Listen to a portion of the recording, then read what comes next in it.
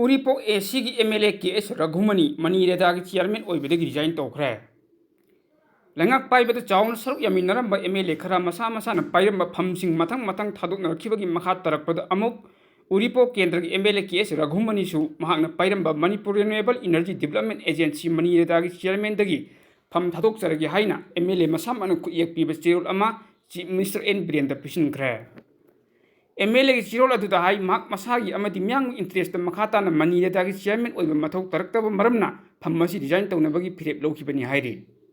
निंगसिंगब याय हेरुक AC की MLA तेज Radheshyam लंगथबाल AC की MLA कराम श्याम अमदी MLA पौनम रोजेंसु मसा मसान पाइरम फमसिंगदगी डिजाइन तौब लेख्रबनी लोइनना BJP की MLA खरना मसा मसागी पोस्ट थादोरखिबसिना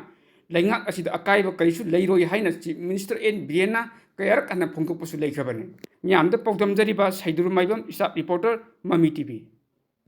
इपाक टीवी न्यूज हाइबा न्यूज नेटवर्किंग चैनल असिगु लाइक सब्सक्राइब अमदी शेयर तौबिदुना म्याम सपोर्ट तौबु हाइजरि।